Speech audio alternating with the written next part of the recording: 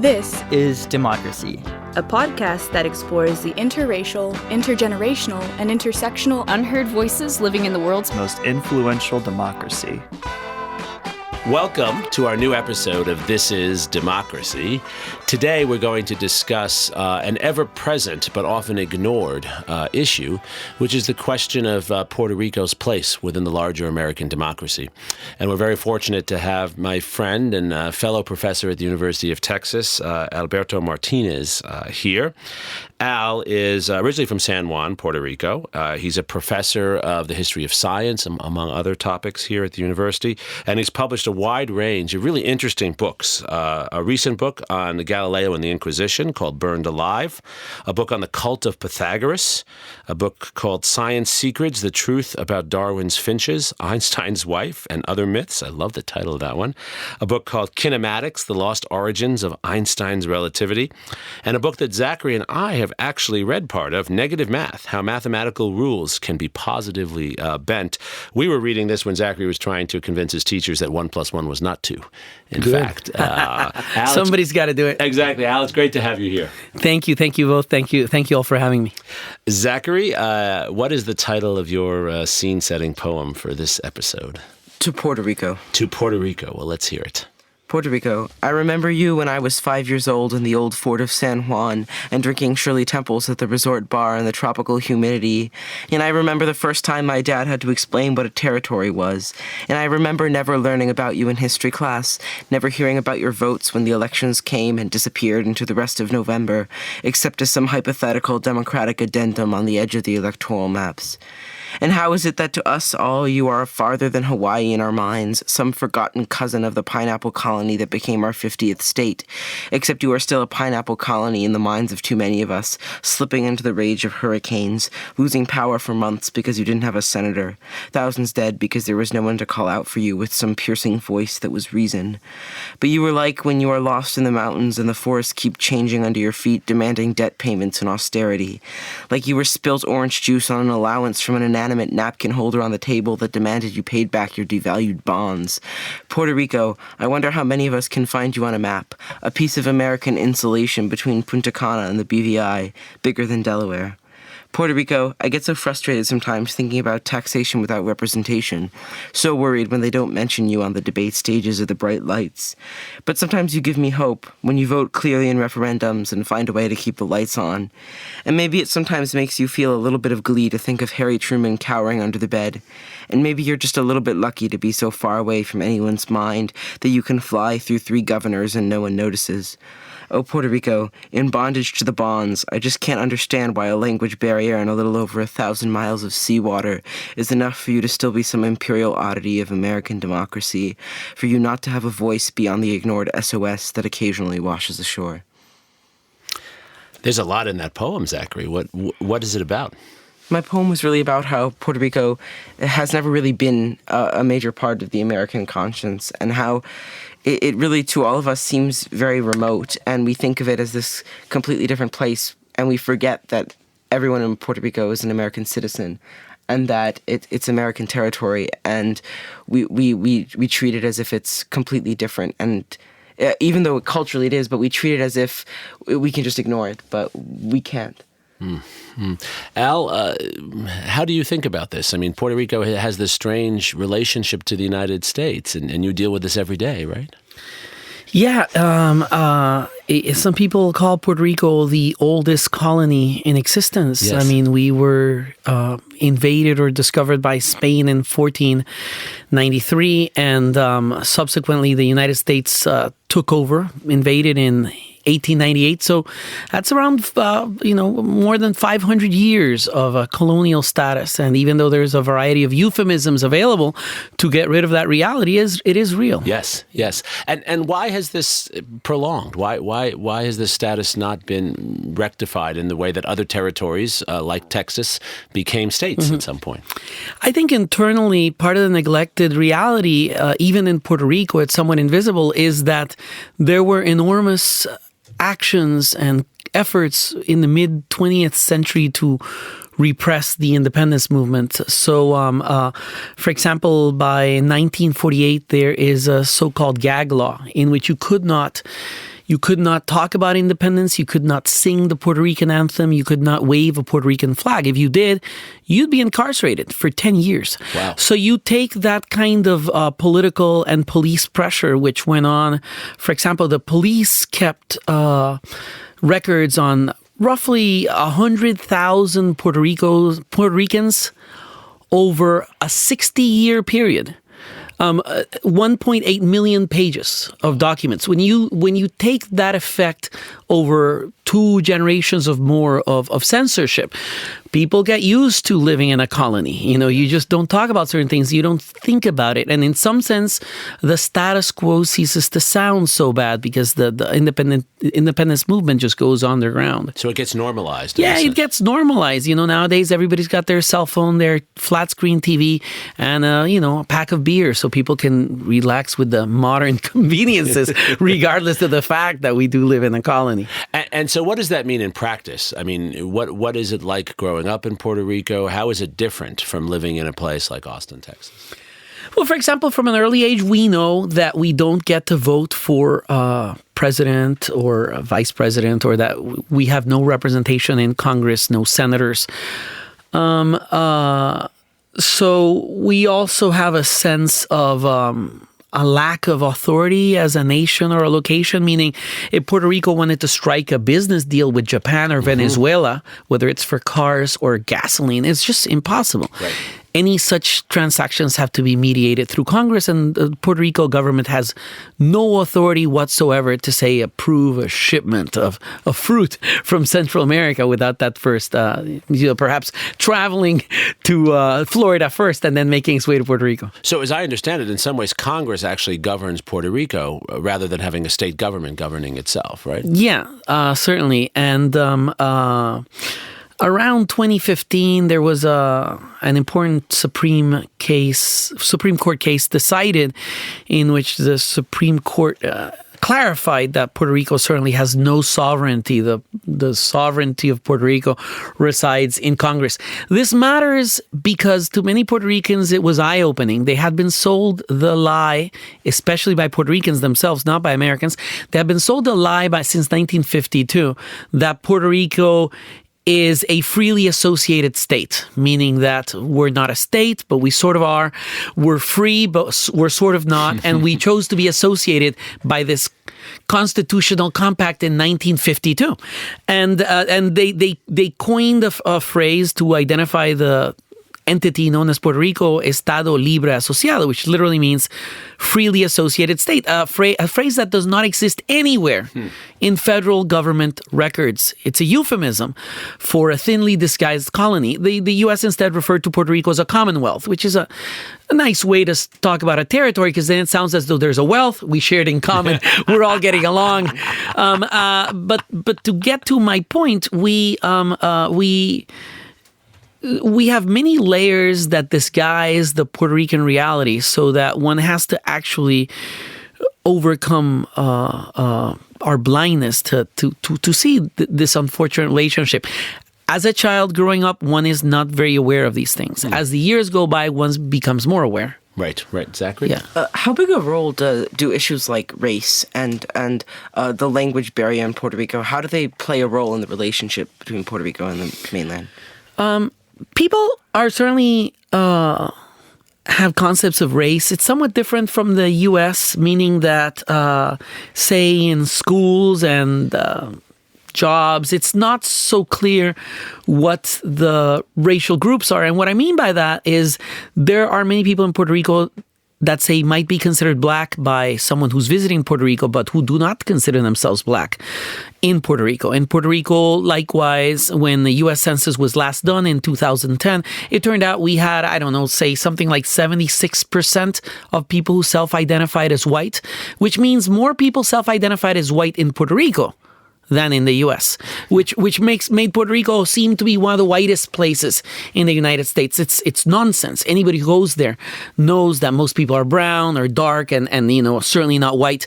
But these concepts are different in regards to the U.S., as you asked, Zachary, there certainly is an awareness that Puerto Ricans are not gringos, that gringos are white or whiter, and that there's an asymmetry of power, such that, for example, racism might manifest itself in a family in which people might actually want their daughter to marry a whiter guy or a white guy than a black guy, because, again, there's a colonial history of slavery that has had its long-term effects in people trying to be of one group that gets more inclusion rather than another that tends to get less inclusion. Do Puerto Ricans tend to think of themselves as Americans?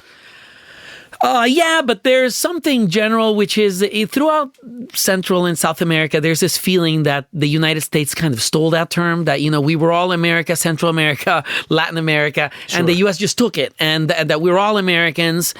And so, when one says Los Americanos in Puerto Rico, one is consciously referring to North Americans. So, North Americans kind of did win that fight by their common usage. Do we identify as people of the United States? Yeah, I think, people are proud to be U.S. citizens. Citizenship was granted in 1917, and it's something we all appreciate. Imagine, any of us can simply buy any airplane ticket in any airport or online and fly to any state without asking anyone for permission, not even getting a visa. Right. Means anybody can move to the U.S. without even answering a single question on a line of paper. Nothing. So that's an interesting power. At the same time, it came at an enormous expense, meaning 1 month after Puerto Rican citizenship was granted, thousands of Puerto Rican men were shipped off to fight in World War I. Right, it's a strange coincidence that it's not just a gift. This is a trade of, blood and sacrifice that is given with, the U.S. decides, 1 month after giving Puerto Rico this citizenship, they announced that they're entering World War I, and they instantly are sending thousands of Puerto Ricans. Why didn't, and I know, having gone back and read some of the debates, there was discussion of Puerto Rico getting fuller representation in Congress after that moment. Why didn't that happen? I don't know. I haven't personally analyzed that history in detail.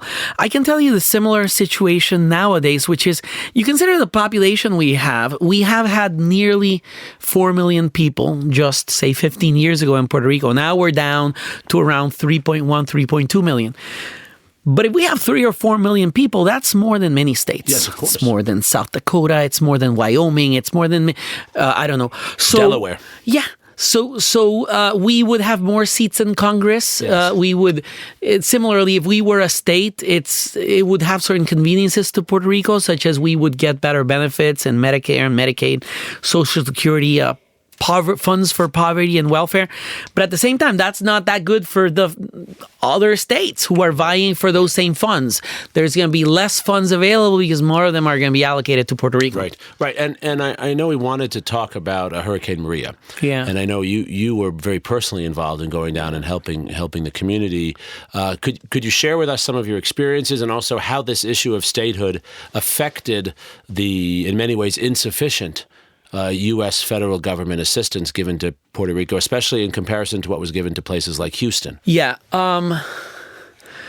The federal government claims that the funding that they've allocated for Puerto Rico is greater than any other natural disaster or hurricane that they've attended to in U.S. history. However, those funds have not actually made it to Puerto Rico. Something on the order of maybe $5 billion have been actually used, especially for the reconstruction of the power grid, which was already falling apart before the hurricane struck. If Puerto Rico had been a state, then I do think some of the structure would have been more quickly agitated to provide supplies and assistance to Puerto Rico. But much of the disaster that happened in Hurricane Maria is local, meaning countless shipping containers and supplies of food and water bottles were simply not distributed. And, there's local incompetence, there's corruption. People were making money by not distributing food. Literally, if you have a company that rents shipping containers and they charge by the day, and now you have somebody who has to give the permit for that shipping container to move, and there's a conflict of interest there, the longer they delay the actual delivery of the food, the more money all these places make, whether it's a shipping container, the employees who are charged with distributing it, the warehouses where the shipping containers are held. So it was a disaster of unprecedented proportions. I mean, one cannot... Even going there, one has to travel a bit to get a sense of just how bad this is. We're talking about roughly 60,000 utility poles knocked down, hundreds of thousands of houses partially destroyed or fully destroyed. To this day, it's over 2 years after the hurricane, we have more than 30,000 homes still without roofs. Wow. 30,000 homes. Wow. So the logistical problems are extraordinary. I do think that if Puerto Rico had been a state, the aid would have somehow made it there a little more efficiently. Why is there so much corruption in Puerto Rico? That's a stereotype, often a negative stereotype of Puerto Rico. Yeah, good question. It could be that the colonial government, since the times of Spain, was serving the interest of moneyed groups, and that kind of practice continues throughout the American phase. More particularly, this is symptomatic of a development of capitalism, which is international, meaning the banks are taking over. It used to be that feudal lords and kings held the lands and you worked like a serf. Eventually, that structure is eliminated and we get these industrialists and investors. And now we're in a situation where, you'll be driving from one side of Puerto Rico to the other, say an 83-mile stretch of highway. And, every 10 minutes or so, you pay a toll. Maybe every 6 minutes, you pay 6 tolls in 83 miles. And none of those tolls say that 49% of that money is going to Goldman Sachs. But yet, like all the parking meters in Chicago, the money goes to Goldman Sachs. So there's it's almost like a vulture capitalism. There's something really unfortunate happening in Puerto Rico, whereby since Puerto Rico is not a state and doesn't have the same kinds of protection against certain exploitative practices, you have experimental forms of this corruption that sometimes seem pioneering and unprecedented in human history. I mean, some of the things, I'll give you one example just because I have it written down. I wanted to share this one with you.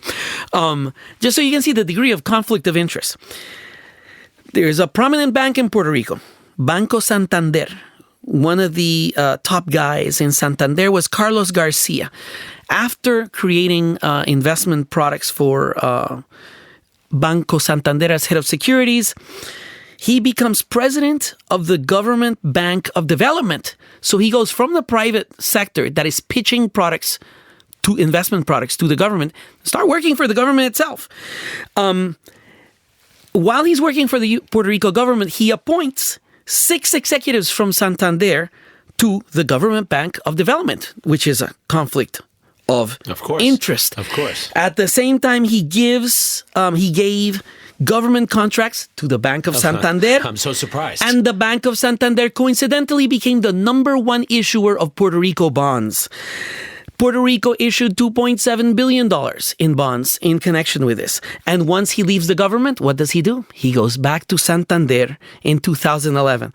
And incredibly, once the government bonds fail to pay, because of course these bonds are worth trash, you're not going to make the investment you've been promised. This is all a Ponzi scheme. This is a way to get investors to sacrifice their money that they'll never see again. When these bonds fail, the Congress appoints the Financial Oversight Management Board to control Puerto Rico, to literally end democracy. No longer does the duly elected Democratic governor of Puerto Rico have ultimate word. Instead, it's the Financial Oversight Board. And who's one of the 7 members appointed in 2016? Carlos Garcia. It's unbelievable that something like this not only happens, but continues to this day. He's still on the board. Right. There is no case. There is no accusation of corruption or double dipping, or these things are. It boggles the mind how this happens. It's the fox guarding the hen house. I mean, wow. The fox is guarding the hen house again and again and again. Wow. So you were saying before that you had mixed feelings about statehood, though. Yeah. Why? Well, unlike many people, I don't think political formulas are solutions in themselves. I think they all have positive and negative aspects, and it depends on the individuals who happen to be involved trying to pull it off. So, yeah, statehood could work, just as it works, I don't know, for some places like Texas. You know, in Texas, we're doing relatively well. Many other jurisdictions in the U.S. are doing relatively well. It could work. For example, certainly it would work for poor people. Poor people, aging people, retired people, people needing medical care would be enormously helped if Puerto Rico were a state. At the same time, part of the problems of Puerto Rico are created by the lack of its own leadership, its own defense of its own business. For example, there's a bunch of local pharmacies. Can we defend them when Walgreens moves in? Or are we going to let them be destroyed? Right. If you got people making food, are we going to defend their business when Burger King moves in? And no, you're going to find more Walgreens and Walmarts in Puerto Rico per square mile than you will in any other part of the United States. Meaning there's something antithetical in Puerto Rico's connection to the U.S., whereby we become the 3rd or 4th largest market of the U.S., meaning we're a hostage market. So the more we buy American products, which are good, we all like the American products, but the more we buy them, the more we destroy our local industries. So the alternative to statehood, for example, being independent, we would be able to do business more freely with other countries. Everything would go down in price because we'd be able to buy fruit and gasoline directly from other countries rather than getting them shipped from Florida, even if they came from Japan. And likewise, we might have a bigger opportunity in actually creating and protecting our own local businesses than we do as it is with a freely associated state, or as a state whereby all these franchises pour in from the U.S. Right. So as I understand it, then you're arguing that either statehood or independence would be better, and maybe there are pros and cons both ways, but not the status quo. I agree. I mean, the status quo has done so much damage under both parties. The Puerto Rico, like many places, even of course the U.S., is split between 2 political parties. In Puerto Rico, these parties in some sense are fake, meaning that neither of them really represents progress or the betterment for advancement for, say, poor people or uneducated people. Instead, they serve the common interest. One party is pro-status quo, the other party is pro-statehood. There's good people in both parties, especially many wonderful public servants who are dedicated. But there's also this weird team spirit, which is, from childhood, you're branded with the party of your family. You love a particular baseball team, you love a basketball team, and you're a member of a party, just like you're a member of your church. So this 2-party system is irrational. It destroys Puerto Rico with partisan politics.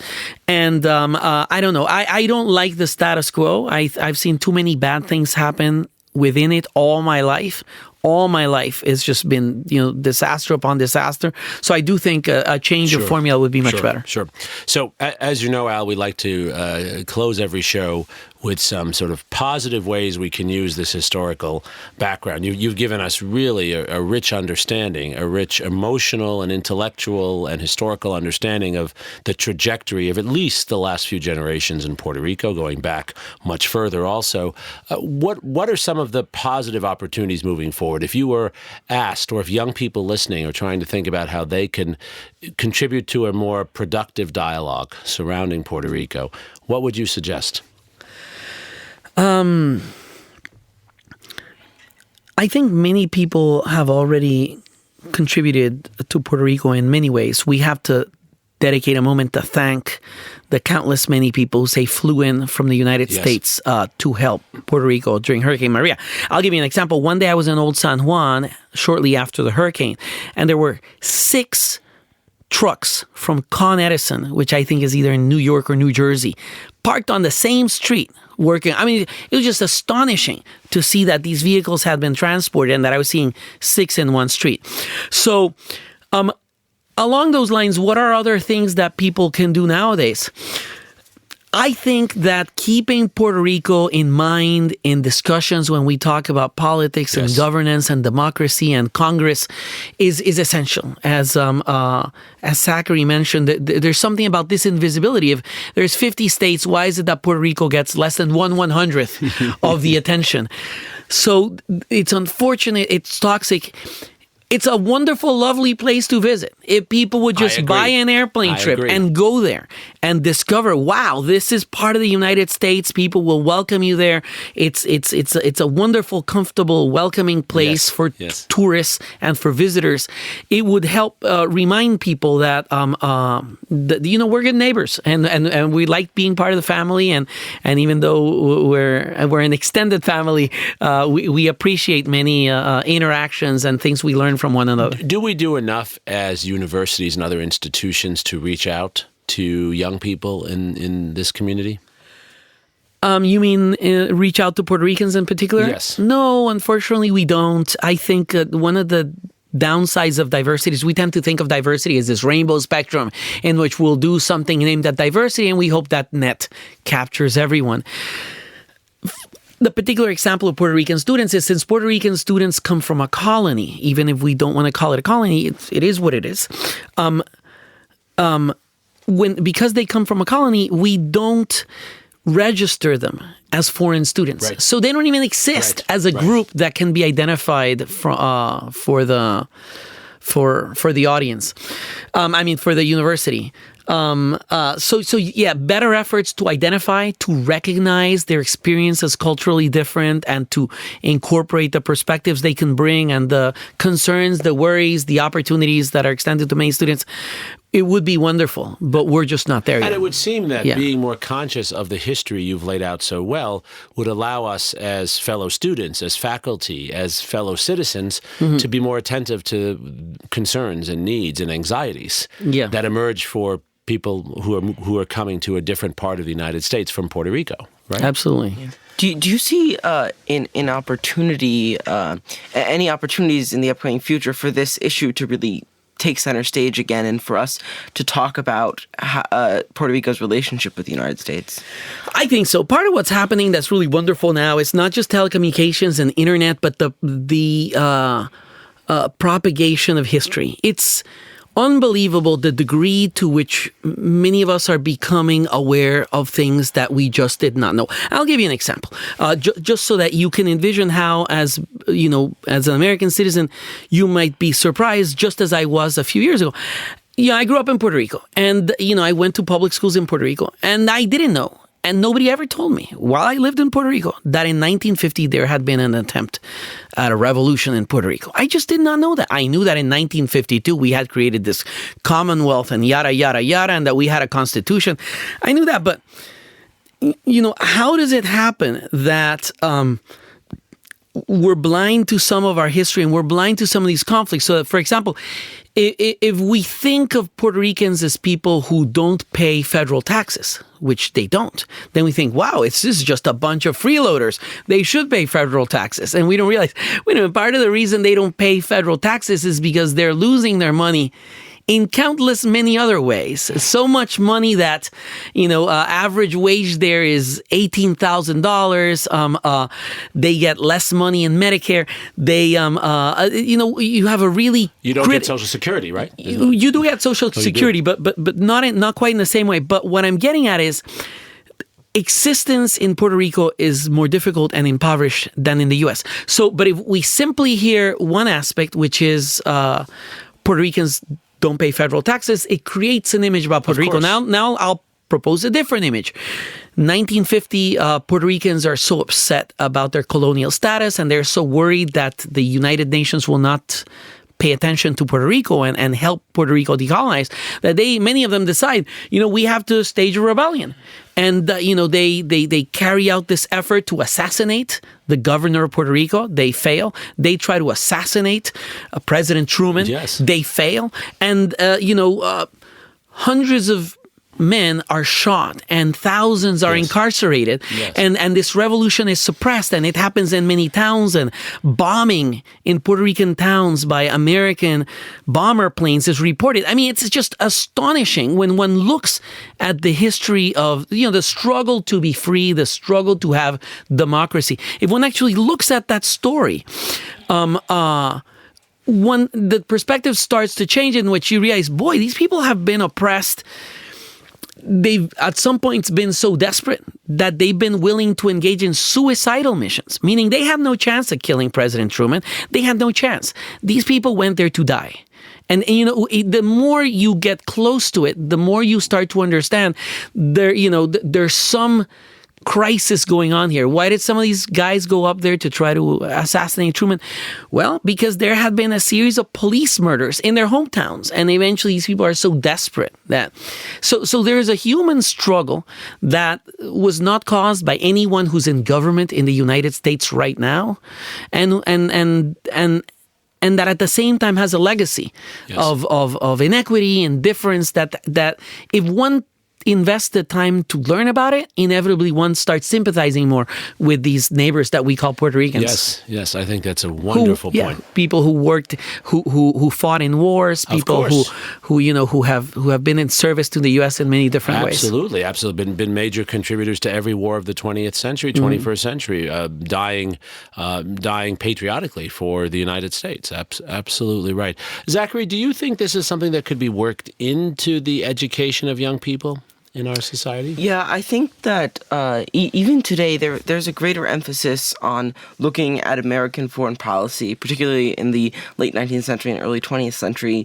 We're discussing it more in terms of imperialism and less in terms of sort of a democratic American expansion. And I think that Puerto Rico plays a large role in this. I do think we need to make sure that Puerto Rico does not get ignored, because I think that if many Americans were actually aware of the issues going on in Puerto Rico, this wouldn't be something where the status quo is just continued for decades. Right. And we're fortunate to have prominent figures like Al Martinez and like Lin-Manuel Miranda and others in our society today who are reminding us. And I think, as Al said so well, that's a sign of progress. That's something actually to be optimistic about. You agree, Al?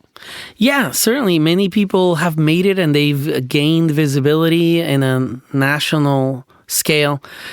In terms of how do we incorporate Puerto Rico more into conversations about the future of the U.S., I think another point I'd recommend is that Puerto Rico is an experiment. There are things that happen in Puerto Rico that later are carried out in other jurisdictions in the U.S. And when we look at the unfortunate process whereby long delayed democracy reached Puerto Rico and was finally replaced by this financial oversight management board, which means the bankers control the island. You see that happening in Puerto Rico. Bear in mind, it is coming to the United States. This has happened in Greece and Portugal and the European Union and numerous other places. These experiments whereby we managed to push away the control of the people and hire some technocrats who are mostly bankers and other finance experts who are simply issuing and lending digital currencies. There is something really threatening to democracy that is happening in Puerto Rico. It's alarming. It's offensive. The person who runs the Financial Oversight Board in Puerto Rico makes far more money than the governor and far more money than the U.S. president. This is something really unusual. This is what's happening in Puerto Rico. It is something that has to be kept in mind, because otherwise, it's going to happen here, too. And I think, Al, this captures perfectly one of our central themes on this podcast week after week, which is that the evolution of American democracy does not just occur in the usual places where we look at it. Yeah, it's going away.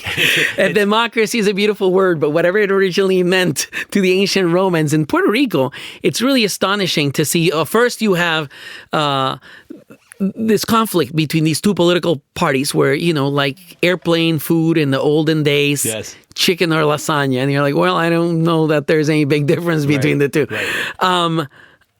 You had a choice, and eventually you get this system whereby the non-elected, highly paid individuals appointed at extraordinary conflicts of interest Sure. are making the biggest decisions. You made this point Yeah. so well, and I think it's not unique to Puerto Rico, as you say.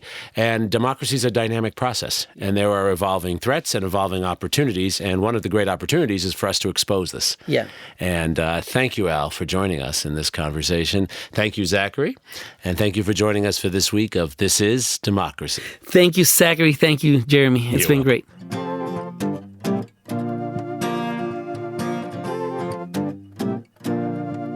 This podcast is produced by the Liberal Arts Development Studio and the College of Liberal Arts at the University of Texas at Austin.